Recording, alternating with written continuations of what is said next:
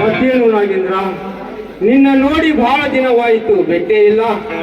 ಸದ್ಯ ಈಗಲಾದ್ರೂ ಬಂದಿಲ್ಲ, ತುಂಬಾ ಸಂತೋಷವಾಯಿತು.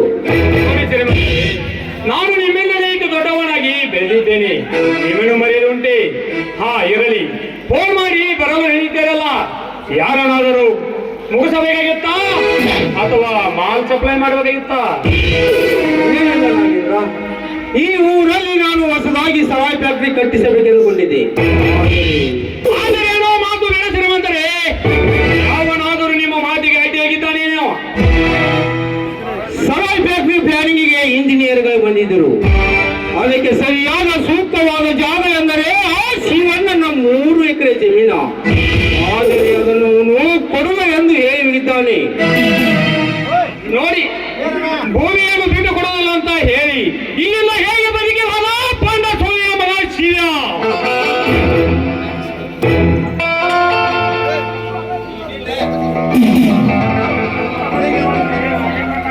ಅದು ನನಗ ತಿಳಿಲಾಕ ನಾಗೇಂದ್ರಣ್ಣ ಅವ್ರ ಮುಂದೇನು ಮಾಡುವುದು ಶ್ರೀಮಂತರೇ? ನಾಗೇಂದ್ರ, ನಾನು ಸ್ವಲ್ಪ ದಿನ ಟೈಮ್ ಕೊಟ್ಟಿದ್ದೇನೆ. ಅವರ ಸಂಬಂಧಿಕರನ್ನು ವಿಚಾರಿಸಿ ತಿಳಿಸುತ್ತಾನಂತೆ. ಅಂಕಲ್, ನೀವು ಹೋ ಅಂದ್ರೆ ನಾನು ಆ ಜಮೀನು ನಮ್ಮಂತೆ ಮಾಡಿಕೊಳ್ಳುತ್ತೇನೆ. ಆದರೆ ಸ್ವಲ್ಪ ದುಡ್ಡು ಖರ್ಚಾಗುತ್ತೆ. ಸ್ವಲ್ಪ ಬೇಕೆಂಬುದು ಹಣದ ಆಸೆಯನ್ನೇ ಸುರುತ್ತೇನೆ. ಆದರೆ ಆ ಜಮೀನು ನನ್ನದಾಗಬೇಕು. ನೀವು ಇಷ್ಟು ಹೇಳಿದರೆ ಸಾಕು. ಆ ಶಿವನ ಹಣ ಊರ ದ್ವಾರ ಬಾಗಿಲು ನೀಟಾಡುವ ಹಾಗೆ ಮಾಡಿ ಜಮೀನನ್ನು ವಶಪಡಿಸಿಕೊಳ್ಳುತ್ತೇನೆ. ಆ ಮಣ್ಣಿಗಾಗಿ 100 ಹೆಣಗಳು ಉರಿದರೂ ಸರಿ, ಈ ಊರಿಗೆ ಊರೇ ಪ್ರಳಯವಾದರೂ ಸರಿ, ಮೊದಲು ನೀನು ಆ ಕೆಲಸವನ್ನು ಮಾಡಿ ಮುಗಿಸು. ನಾನೊಂದು ಪ್ಲಾನ್ ಮಾಡೇನ್ರಿ. ಯಾವ ನಿನ್ನ ಪ್ಲಾನ್? ನಾ ಬೇಗನೆ ಹೇಳು. 10 ನಿಮಿಷ. ಶಿವಣ್ಣ ನಮ್ಮ ಹತ್ಯಕ್ಕ ಸಾಲ ಒಯ್ಯುವಾಗ ಸಾಲ ತಗೊಂಡ ಹೋಗಿದ್ದ. ಶೆಟ್ಟಿ, ಆ ಸಾಲಕ್ಕೂ ಈ ವ್ಯವಹಾರಕ್ಕೂ ಏನು ಸಂಬಂಧ? ಅವರಪ್ಪ ಸಕ್ರೆಯಪ್ಪ ಸಾಲ ತಗೊಂಡು ಹೋಗುವಾಗ ನಾನು ಬಾಂಡ್ ಮ್ಯಾಗ ಸಹ್ಯ ಮಾಡಿಸ್ಕೊಂಡು ಬಿಟ್ಟಿನ್ರಿ ದನ್ಯಾರ. ಈಗ ನಾವೇನು ಮಾಡಬೇಕು ಹೇಳು ಶೆಟ್ಟಿ? ಮಾಡುದ್ರಾಗ ಏನ್ ಹೇಳ್ರಿ, ಒಂದು ಹೊಸ ಬಾಂಡ್ ಪೇಪರ್ ತಂದ ಅದ 70 ಗೊತ್ತಾ ಹೇಳದ 3 ಎಕರೆ ಜಮೀನ ಬರ್ಸ್ಕೊಂಡ್ ಬಿಟ್ರೆ ಮುಗಿತ್ರಿ. ನಾಳೆ ಏನಾದ್ರು ಕೋರ್ಟು ಅಂತ ಮುಂದೆ ಹೋದ್ರೆ ಒಬ್ಬ ವಕೀಲ್ ನೀಡಬೇಕ್ರಿ ಸಾಹೇಬ್ರ. ರಾಜಕೀಯ ಕಾನೂನು ಪ್ರಕಾರ ನಿಮ್ಮ ಕೈಯಾಗಿರುವಾಗ ಅದಕ್ಕೆ ಯಾಕೆ ಅಂದ್ಬೇಕ್ರಿ ದನ್ಯಾರ? ಬೇಗನೆ ಹೋಗಿ ಒಬ್ಬ ವಕೀಲರಿಗೆ ಭೇಟಿಯಾಗು. ತೆಗೆದುಕೊಳ್ಳಿ 10,000 ರೂಪಾಯಿ. ಬೇಗನೆ ಹೋಗು.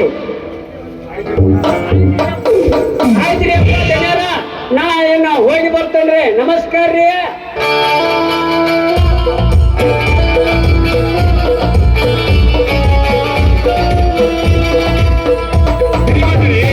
ಅವರು ಇದಕ್ಕೆ ಮುಂದೆ ಬಗ್ಗದಿದ್ದರೆ ಮುಂದೇನು ಮಾಡುವುದು? ಏನಿಲ್ಲ ಡ್ಯಾಡಿ, ಕುರಿಯ ಮರಿಯ ನೈವೇದ್ಯ ಮಾರಮ್ಮನಿಗ.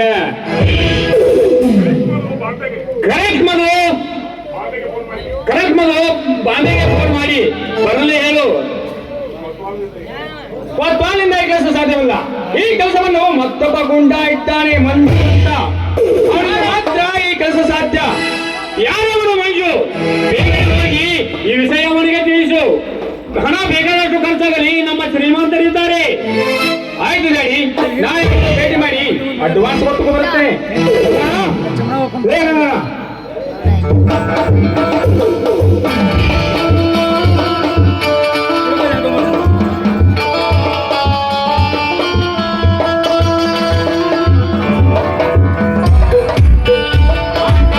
ನಾನು ಹೋಗಿ ಬರುತ್ತೇನೆ. ಮೊದಲು ಸ್ವಲ್ಪ ನೀನು ಕನ್ನಡ ಒಳಗಡೆ ಏನ್ ಮಾಡ್ತಾರೆ ಅವರನ್ನು ಸ್ವಲ್ಪ ಉಳಿಸು.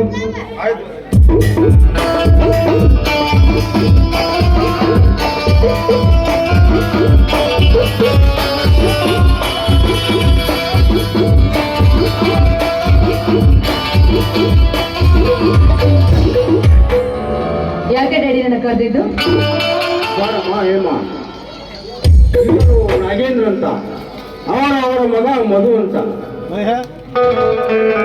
ಡ್ಯಾಡಿ, ನನಗೆ ಸ್ವಲ್ಪ ಕೆಲಸ ಇದೆ, ನಾನಿಲ್ಲಿ ಬರ್ತೀನಿ. ಹೇಮ ಹೇಮ, ಈ ಹುಡುಗಿಯಲ್ಲ ಇದು. ಯಾಕೆ ನಾಗೇಂದ್ರ ಮೌನವಾಗಿ ನಿಂತು ಬಿಟ್ಟಿಯಲ್ಲ? ಅವಳು ನಾಳೆ ನಿನ್ನ ಮನೆಯ ಸೊಸೆಯಾಗಿ ಬರುವಳು ಅಲ್ಲವೇ? ಅಂಕಲ್, ಅವಳು ಯಾರನ್ನೋ ಪ್ರೀತಿಸುತ್ತಿದ್ದಾಳೆ. ಅದಕ್ಕೇನು ಬಿಡುವನು? ಬಳ್ಳಿ ಚಿಗುರುತ್ತಿದ್ದಾಗಲೇ ಚಿಮಿಟಿದರು ಆಯ್ತು. ಅದನ್ನು ಮೀರಿಗಾದರೆ ಮಗನೆಂಬ ಮಮಕಾರ ಮರೆತು ಕತ್ತರಿಸಿ ಹಾಕಿದರಾಯ್ತು.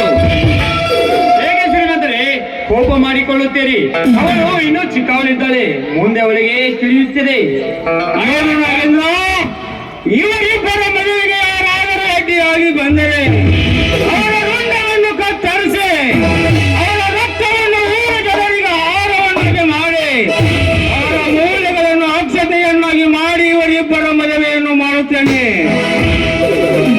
ಹೌದು ಶ್ರೀಮಂತರೇ, ಒಳ್ಳೆಯ ದಿನ ನೋಡಿ ಇವರಿಬ್ಬರ ಎಂಗೇಜ್ಮೆಂಟ್ ಮಾಡಿ ಇವರ ಮದುವೆಯನ್ನು ಮುಗಿಸಿಬಿಟ್ಟರೆ ಈ ಊರಿಗೆ ತೊರೆಗಳು ನಾವೇ, ದೇವರುಗಳು ನಾವೇ.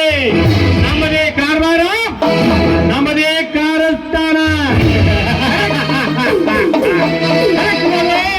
ನಡೆ, ಯಾವುದಾದರೂ ದೊಡ್ಡ ಹೋಟೆಲಿಗೆ ಹೋಗಿ ಎಲ್ಲ ವ್ಯವಹಾರಗಳನ್ನು ವಿಚಾರಿಸಿಕೊಂಡು ಬರೋಣ. ಆಯ್ತು, ನಡಿ ಶ್ರೀಮಂತರೇ.